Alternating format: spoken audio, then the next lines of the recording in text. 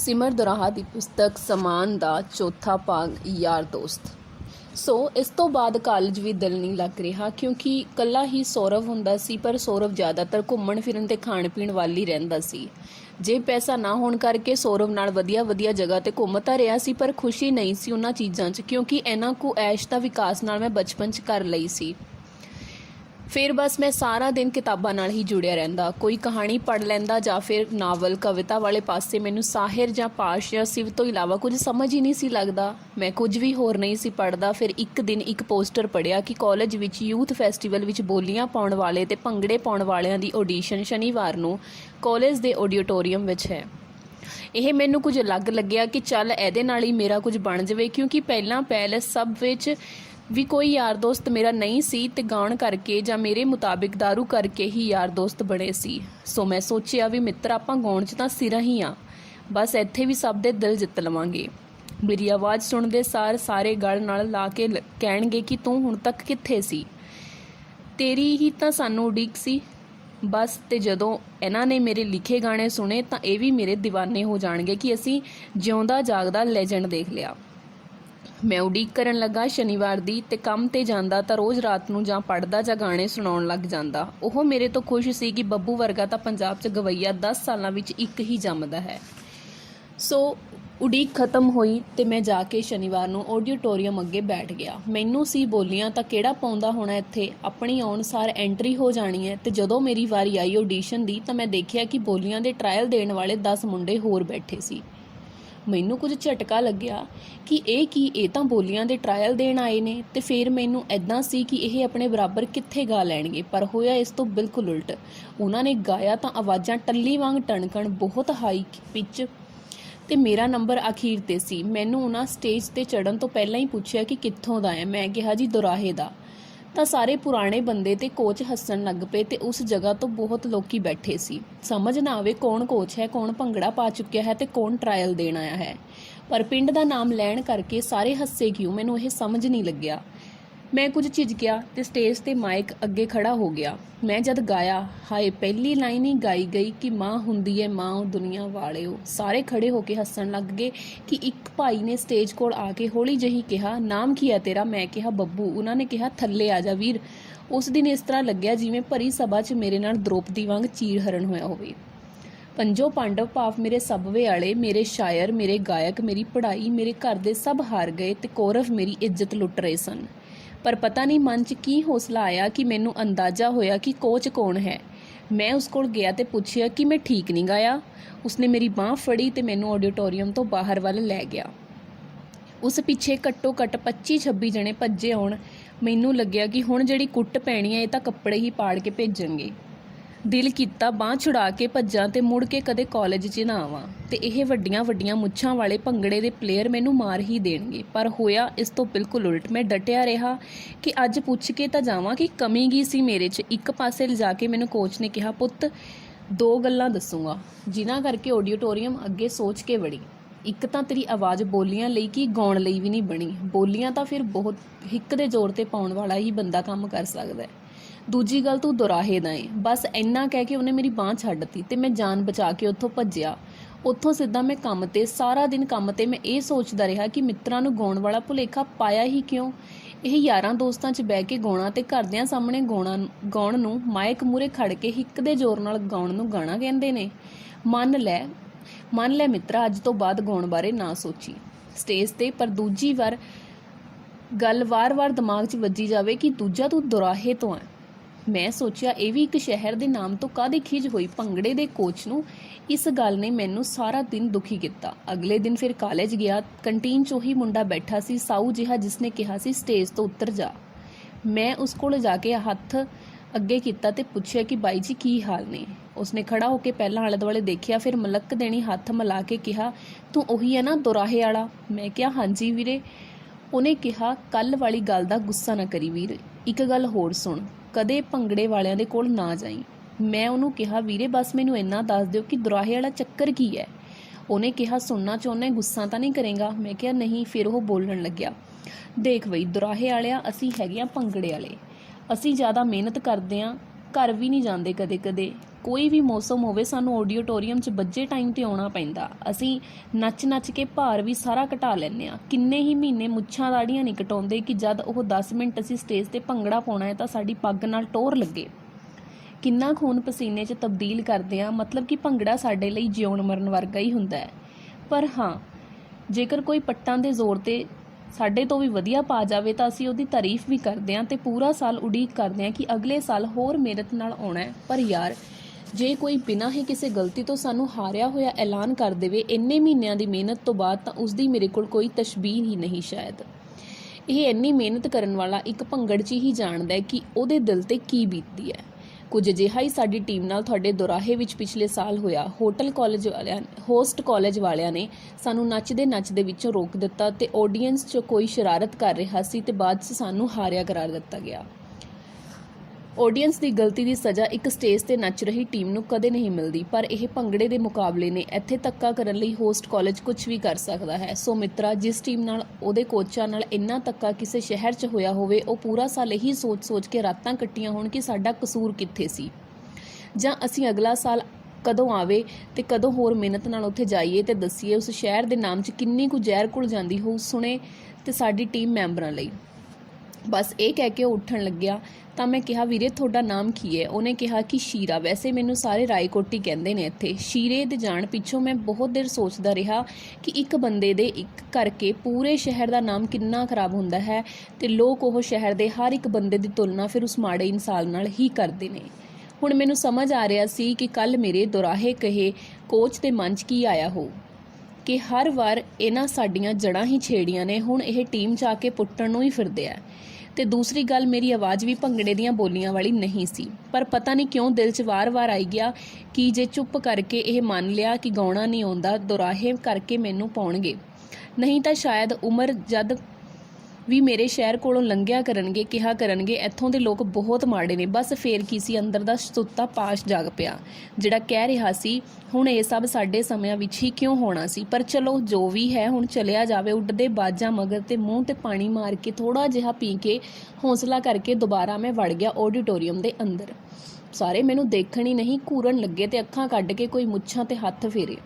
ਮੈਂ ਸਿੱਧਾ ਜਾ ਕੇ ਕੋਚ ਦੇ ਪੈਰਾਂ 'ਚ ਬਹਿ ਗਿਆ। ਇੱਕ ਹੀ ਗੱਲ ਕਹੀ ਕਿ ਇਸ ਸਾਲ ਨਾ ਵੀ ਪਵਾਓ ਬੋਲੀਆਂ, ਮੈਂ ਪੂਰਾ ਸਾਲ ਸਿੱਖੂ, ਅਗਲੇ ਸਾਲ ਲਈ ਤਿਆਰ ਹੋਂ। ਜੇ ਅਗਲੇ ਨਹੀਂ ਤਾਂ ਉਸ ਤੋਂ ਅਗਲੇ ਸਹੀ, ਪਰ ਬੋਲੀਆਂ ਤਾਂ ਮੈਂ ਹੁਣ ਇਸ ਕਾਲਜ ਦੀ ਟੀਮ ਨਾਲ ਪਾ ਕੇ ਹੀ ਜਾਊਂ। ਤਾਂ ਇੱਕੋ ਦਮ ਇੱਕ ਪ੍ਰੋਫੈਸਰ ਬੋਲਿਆ, ਅਸੀਂ ਤੁਹਾਡੇ ਸ਼ਹਿਰ ਦਾ ਕੁੱਤਾ ਵੀ ਕਾਲਜ 'ਚ ਨਹੀਂ ਵੜਨ ਦਿੰਦੇ ਤੇ ਤੁਸੀਂ ਤਾਂ ਟੀਮ 'ਚ ਵੜਨ ਨੂੰ ਫਿਰਦਾ।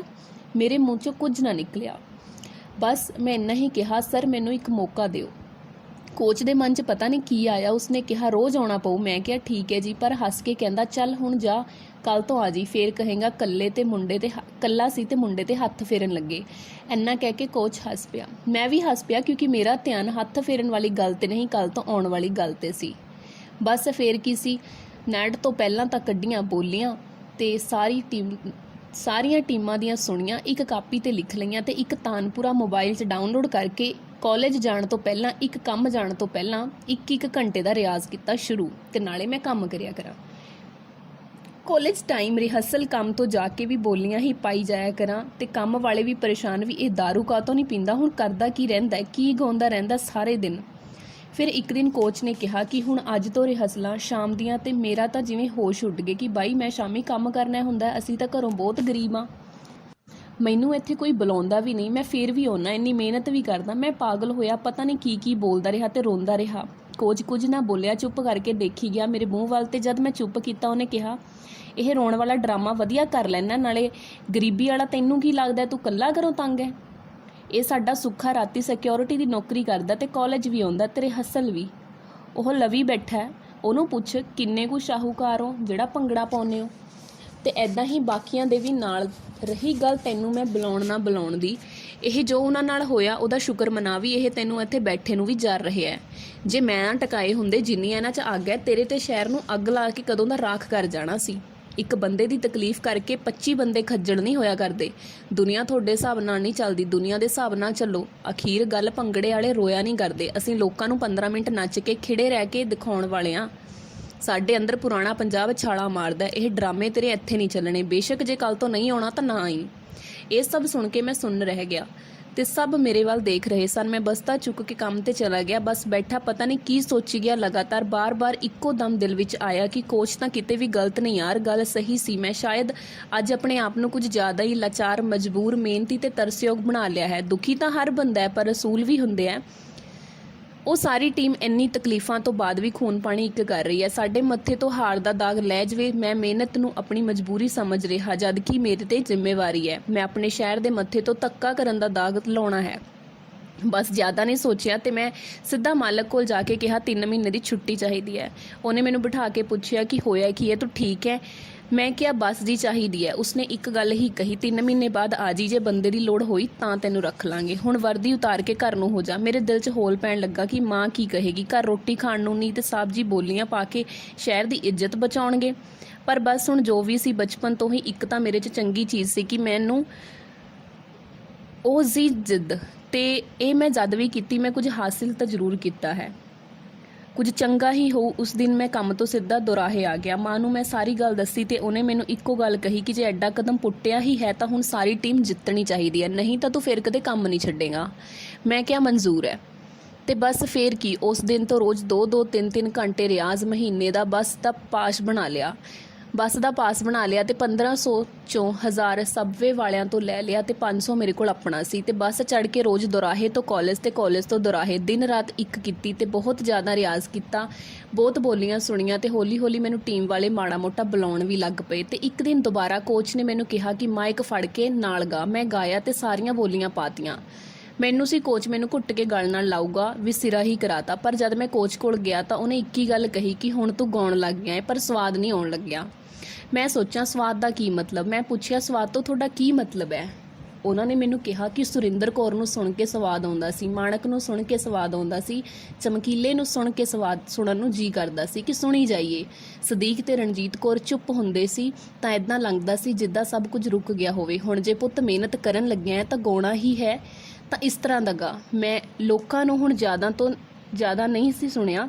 ਮੈਨੂੰ ਲੱਗਦਾ ਸੀ ਜੋ ਗੀਤ ਅੱਜ ਕੱਲ੍ਹ ਸੁਣੇ ਜਾ ਰਹੇ ਨੇ ਅਸਲ 'ਚ ਉਹੀ ਗੀਤ ਨੇ। ਪਰ ਜਦੋਂ ਮੈਂ ਸੱਚੀ ਇੰਟਰਨੈਟ 'ਤੇ ਜਾ ਕੇ ਇਹਨਾਂ ਨੂੰ ਸੁਣਿਆ ਤਾਂ ਕੱਲੇ ਅੱਖਰ ਦਾ ਮਤਲਬ ਆਪਣੇ ਆਪ ਰਚਾ ਦਿੰਦਾ ਸੀ ਤੇ ਇੱਕ ਅਲੱਗ ਹੀ ਲੋਰ ਇਹਨਾਂ ਦੀਆਂ ਆਵਾਜ਼ਾਂ 'ਚ ਸੀਨੇ 'ਚ ਖਿੱਚ ਪੈਂਦੀ ਸੀ। ਮੈਂ ਕਿੰਨੇ ਹੀ ਦਿਨ ਇਹਨਾਂ ਦੇ ਸਾਰੇ ਗੀਤ ਸੁਣੇ। ਫਿਰ ਮੈਂ ਸੋਚਿਆ ਇੰਨਾ ਜ਼ਿਆਦਾ ਕਿਉਂ ਪਾਗਲ ਕਰ ਰਹੇ ਨੇ, ਤਾਂ ਸੋਚਿਆ ਡਰਾਈਵਰ ਦਾ ਮੁੰਡਾ ਆ, ਬਾਪ ਦਾ ਸੁਣਦਾ ਹੋਊ ਜਵਾਨੀ ਵੇਲੇ, ਪਿਓ ਤਾਂ ਕੁਝ ਸਾਡੇ ਕੋਲ ਵੀ ਤਾਂ ਆਉਣਾ ਸੀ। ਫਿਰ ਕਾਫੀ ਦਿਨਾਂ ਬਾਅਦ ਜਦ ਬਾਈ ਨੇ ਕਿਹਾ ਹੁਣ ਫੜ ਮਾਈਕ ਤੇ ਗਾ, ਜਦ ਗਾਇਆ ਤਾਂ ਬਹੁਤ ਵਧੀਆ, ਸਾਰੇ ਜਾਣੇ ਨੱਚੇ ਤੇ ਸਭ ਨੇ ਤਾਰੀਫ ਕੀਤੀ ਬਾਈ। ਪਰ ਹਾਲੇ ਵੀ ਇੱਕ ਚੀਜ਼ ਰਹਿ ਗਈ ਸੀ, ਹਾਲੇ 10% ਸਵਾਦ ਆਇਆ। ਫਾਈਨਲ ਵਾਲੇ ਦਿਨ 100% ਕਿਵੇਂ ਆਊ? ਮੈਂ ਕਿਹਾ ਮੈਂ ਲਿਆ ਕੇ ਦਿਖਾਊਂ। ਪਰ ਉਹੀ ਸਾਲੀ ਆਪਣੀ ਜ਼ਿੰਦਗੀ ਬਾਬੇ ਨੇ ਜਮਾ ਫਿਲਮ ਵਾਲੀ ਬਣਾਈ ਹੈ ਨਾ। ਐਨ ਫਾਈਨਲ ਤੋਂ ਇੱਕ ਦਿਨ ਪਹਿਲਾਂ ਉਹ ਪ੍ਰੋਫੈਸਰ ਔਖਾ ਹੋ ਗਿਆ ਜਿਹੜਾ ਕਹਿੰਦਾ ਸੀ ਮੈਂ ਦੁਰਾਹੇ ਦਾ ਕੁੱਤਾ ਵੀ ਨਹੀਂ ਵੜਨ ਦਿੰਦਾ। ਫਿਰ ਕੀ ਸੀ, ਇਸ ਵਾਰ ਕੁਝ ਅਲੱਗ ਹੋਇਆ। ਉਹੀ ਕੋਚ ਜਿਹੜਾ ਸੁਣ ਕੇ ਹੱਸਿਆ ਸੀ ਕਿ ਮੈਂ ਦੁਰਾਹੇ ਦਾ ਹਾਂ, ਉਹੀ ਕੋਚ ਅੱਜ ਪ੍ਰੋਫੈਸਰ ਨੂੰ ਕਹਿ ਰਿਹਾ ਸੀ ਬੋਲੀਆਂ ਬੱਬੂ ਹੀ ਪਾਊ, ਮੇਰੀ ਗਰੰਟੀ ਹੈ ਟੀਮ ਦੀ ਪਿੱਠ ਨਹੀਂ ਲੱਗਣ ਦਿੰਦਾ। ਤੇ ਮੈਂ ਕੋਲ ਖੜਾ ਸੁਣ ਰਿਹਾ ਸੀ। ਪ੍ਰੋਫੈਸਰ ਚੁੱਪ ਕਰਕੇ ਚਲਾ ਗਿਆ ਤੇ ਬਾਈ ਨੇ ਮੈਨੂੰ ਕਿਹਾ ਬਾਈ ਤੇਰੇ ਤੇ ਮੈਨੂੰ ਭਰੋਸਾ ਹੈ ਨਾ? ਤਾਂ ਬਾਈ ਨੇ ਕਿਹਾ ਕਿ ਤੈਨੂੰ ਆਪਣੀ ਮਿਹਨਤ ਤੇ ਹੈ। ਮੈਂ ਕਿਹਾ ਹਾਂਜੀ, ਮੈਨੂੰ ਫਿਰ ਤੇਰੇ ਤੇ ਆ। ਬਸ ਉਸ ਦਿਨ ਲੱਗਿਆ ਕਿ ਅੱਧਾ ਕੁ ਤਾਂ ਮੈਂ ਹੁਣ ਜਿੱਤ ਹੀ ਗਿਆ। ਮੈਂ ਬਾਈ ਨੂੰ ਖੁਸ਼ੀ 'ਚ ਇੱਕ ਗੱਲ ਕਹੀ ਕਿ ਬਾਈ ਆਹ ਪ੍ਰੋਫੈਸਰ ਤੁਹਾਨੂੰ ਆ ਕੇ ਕਹੂ ਵੀ ਭਾਈ ਤੇਰੇ ਮੁੰਡੇ ਨੇ ਤਾਂ ਅੱਗ ਲਾਤੀ। ਬਾਈ ਖੁਸ਼ ਹੋਇਆ, ਕਹਿੰਦਾ ਚਲੋ ਕੱਲ ਦੇਖਦੇ ਹਾਂ। ਉਸ ਰਾਤ ਮੈਂ ਸਾਰੀ ਰਾਤ ਸੁੱਤਾ ਨਹੀਂ। ਸ਼ਾਇਦ ਪਰਫਾਰਮੈਂਸ ਤੋਂ ਇੱਕ ਦਿਨ ਪਹਿਲਾਂ ਕਿਸੇ ਨੂੰ ਵੀ ਨੀਂਦ ਨਹੀਂ ਆਉਂਦੀ ਤੇ ਭੰਗੜੇ ਵਾਲੇ ਉਸ ਰਾਤ ਉਸ ਨੂੰ ਉਡੀਕ ਹੁੰਦੀ ਹੈ ਕਿ ਇੰਨੇ ਮਹੀਨਿਆਂ ਦੀ ਮਿਹਨਤ ਦਾ ਅੱਜ ਨਤੀਜਾ ਨਿਕਲਣਾ ਹੈ ਤਾਂ ਦੇਖ ਲਓ ਕੀ ਨਿਕਲਦਾ ਹੈ। ਤੇ ਮੈਂ ਸਾਰੀ ਰਾਤ ਸੋਚੀ ਗਿਆ ਵੀ ਪ੍ਰਧਾਨ ਸ਼ੇਖੀ ਤਾਂ ਮਾਰਤੀ, ਪਰ ਪ੍ਰੋਫੈਸਰ ਐਦਾਂ ਕਹੂ ਵੀ ਗਰੰਟੀ ਚੱਕ ਗਿਆ। ਕੱਲ ਜੇ ਮੇਰੀ ਕਮੀ ਕਰਕੇ ਟੀਮ ਦੀ ਮਿਹਨਤ ਖਰਾਬ ਗਈ ਤਾਂ ਮੈਂ ਆਪਣੇ ਸ਼ਹਿਰ ਦਾ ਨਾਮ ਚਮਕਾਉਣ ਦੀ ਤਰ੍ਹਾਂ ਹੋਰ ਮਿੱਟੀ 'ਚ ਮਿਲਾ ਦੂੰ। ਇਹ ਧੱਕਾ ਤਾਂ ਕਰਦੇ ਹੀ ਆ, ਨਾਲ ਗੱਲਾਂ ਵੀ ਕਰਦੇ ਹੁੰਦੇ ਆ। ਬਸ ਫੇਰ ਕੀ ਸੀ, ਸਵੇਰੇ ਤਿਆਰ ਹੋਣ ਤੋਂ ਪਹਿਲਾਂ ਮੈਂ ਪਾਠ ਕੀਤਾ, ਬਾਬਾ ਦੀਪ ਸਿੰਘ ਜੀ ਦੀ ਫੋਟੋ ਅੱਗੇ ਮੱਥਾ ਟੇਕ ਕੇ ਕਿਹਾ ਤੁਸੀਂ ਹੀ ਗਵਾ ਦਿਓ, ਮੇਰੇ ਹੱਥ 'ਚ ਮਿਹਨਤ ਸੀ, ਜਿੰਨੀ ਹੋਈ ਮੈਂ ਕਰ ਲਈ। ਪਰ ਫਿਰ ਜਦ ਅਲਗੋਜੇ ਵੱਜੇ ਮੈਂ ਗਾਇਆ, ਟੀਮ ਨੱਚੀ। ਸੱਚੀ ਉਸ ਦਿਨ ਵਰਗਾ ਸ਼ਾਇਦ ਕਦੇ ਮੁੜ ਕੇ ਦਿਨ ਮੈਂ ਕਦੇ ਗਾਇਆ ਹੀ ਨਹੀਂ। ਨਾ ਕਦੇ ਉਹ ਖੁਸ਼ੀ ਹੋਈ, ਉਹ ਸਵਾਦ ਹੀ ਹੋਰ ਸੀ। ਗਾ ਕੇ ਥੱਲੇ ਉਤਰਿਆ ਤਾਂ ਉਹੀ ਟੀਮ ਜੋ ਮੈਨੂੰ ਘੂਰਦੀ ਸੀ ਮੋਢਿਆਂ ਤੇ ਚੱਕ ਕੇ ਗੇੜਾ ਦੇਤਾ ਤੇ ਰਿਜ਼ਲਟ ਆਇਆ ਤਾਂ ਅਸੀਂ ਜਿੱਤ ਗਏ। ਬਹੁਤ ਖੁਸ਼ੀ ਸੀ। ਬਾਈ ਆਇਆ ਮੇਰੇ ਕੋਲ ਤੇ ਮੋਢੇ ਤੇ ਹੱਥ ਰੱਖਿਆ ਤੇ ਕਿਹਾ ਬੱਬੂ ਅੱਜ ਮੈਂ ਤੇਥੋਂ ਖੁਸ਼ ਹਾਂ। ਆਪਣੇ ਬੋਲਾਂ ਦਾ ਤੂੰ ਪੱਕਾ ਨਿਕਲਿਆ। ਮੈਂ ਪੁੱਛਿਆ ਕਿਹੜੇ ਬੋਲਾਂ ਦਾ, ਤਾਂ ਉਹਨੇ ਕਿਹਾ ਪ੍ਰੋਫੈਸਰ ਕਹਿ ਕੇ ਗਿਆ ਕਿ ਅਗਲੀ ਵਾਰ ਤੋਂ ਆਹੀ ਮੁੰਡਾ ਬੋਲੀਆਂ ਪਾਇਆ ਕਰੂ ਟੀਮ ਦੀਆਂ। ਬਸ ਉਸ ਪਲ ਮੇਰੀ ਜ਼ਿੰਦਗੀ 'ਚ ਪਹਿਲੀ ਵਾਰ ਮੈਨੂੰ ਲੱਗਿਆ ਕਿ ਜਿਹੜੀ ਚੀਜ਼ ਬਹੁਤ ਜ਼ਿਆਦਾ ਮਿਹਨਤ ਤੇ ਅਰਦਾਸਾਂ ਨਾਲ ਰੱਬ ਤੋਂ ਮੰਗੀ ਹੁੰਦੀ ਹੈ ਉਹ ਮਿਲਦੀ ਹੈ ਤਾਂ ਉਸ ਨੂੰ ਜਿੱਤ ਦਾ ਨਜ਼ਾਰਾ ਹੀ ਹੋਰ ਹੁੰਦਾ ਹੈ। ਹੁਣ ਮੈਨੂੰ ਪਤਾ ਲੱਗ ਗਿਆ ਸੀ ਕਿ ਭੰਗੜੇ ਵਾਲੇ ਕੀ ਹੁੰਦੇ ਆ। ਤੇ ਫਿਰ ਇੱਕ ਆਦਮੀ ਆ ਕੇ ਕਹਿੰਦਾ ਮੈਂ ਦੁਰਾਹੇ ਤੋਂ ਆ। ਮੈਂ ਕਿਹਾ ਸਤਿ ਸ਼੍ਰੀ ਅਕਾਲ ਜੀ। ਕਹਿੰਦਾ ਮੈਂ ਦੁਰਾਹੇ ਦੀ ਟੀਮ ਦਾ ਕੋਚ ਆ। ਇਹ ਕਿੱਦਾਂ ਲੱਗੀਆਂ ਬੋਲੀਆਂ? ਉਸਨੇ ਕਿਹਾ ਬਹੁਤ ਜ਼ਿਆਦਾ ਸੋਹਣੀਆਂ। ਫਿਰ ਉਸਨੇ ਕਿਹਾ ਤੂੰ ਆਪਣੇ ਸ਼ਹਿਰ 'ਚ ਹੀ ਕਾਲਜ ਲੱਗ ਜਾ, ਅੱਧੀ ਫੀਸ ਮਾਫ ਹੋ ਜੂ। ਮੈਂ ਕਿਹਾ ਕਿੰਨੀ ਰਹਿ ਜੂ? ਕਹਿੰਦਾ 10,000। ਮੈਂ ਕਿਹਾ ਇੱਥੇ ਮੈਂ 3,000 ਦਿੰਦਾ ਹਾਂ। ਉਸਨੂੰ ਹੋਰ ਕੁਝ ਨਾ ਸੁਝਿਆ ਤਾਂ ਕਹਿੰਦਾ ਆਪਣੇ ਸ਼ਹਿਰ ਦੀ ਟੀਮ ਨਾਲ ਪਾਏਗਾ ਤਾਂ ਤੇਰੇ ਨਾਲ ਨਾਲ ਸ਼ਹਿਰ ਦਾ ਵੀ ਨਾਮ ਉੱਚਾ ਹੋਊ। ਮੈਂ ਕਿਹਾ ਉਹੀ ਤਾਂ ਕਰ ਰਿਹਾ ਸਰ, ਮੇਰੀ ਅੱਖ ਨਾਲ ਦੇਖੋ ਅੱਜ ਮੇਰੇ ਸ਼ਹਿਰ ਦਾ ਨਾਮ ਕਿੰਨਾ ਉੱਤੇ ਆ। ਇੱਕੋ ਦਮ ਸਾਰੀ ਟੀਮ ਆਈ, ਢੋਲ ਵਜਾਉਂਦੀ ਤੇ ਬੱਕਰੇ ਬੁਲਾਉਂਦੀ। ਮੈਨੂੰ ਮੋਢਿਆਂ ਤੇ ਚੁੱਕਿਆ ਤੇ ਮੈਂ ਬੋਲੀਆਂ ਪਾ ਰਿਹਾ ਸੀ। ਫਿਰ ਭੰਗੜੇ ਦਾ ਉਹ ਸਾਲ ਅਸੀਂ ਇੰਟਰਵਰਸਿਟੀ ਤੱਕ ਜਿੱਤੇ, ਪਰ ਉਸ ਤੋਂ ਬਾਅਦ ਬਹੁਤ ਕੁਝ ਅਲੱਗ ਹੋਣ ਲੱਗ ਪਿਆ। ਅੱਜ ਲਈ ਇੰਨਾ ਹੀ। ਮਿਲਦੇ ਹਾਂ ਅਗਲੇ ਭਾਗ ਦੇ ਵਿੱਚ, ਅਗਲੀ ਵੀਡੀਓ ਦੇ ਵਿੱਚ। Till then take care.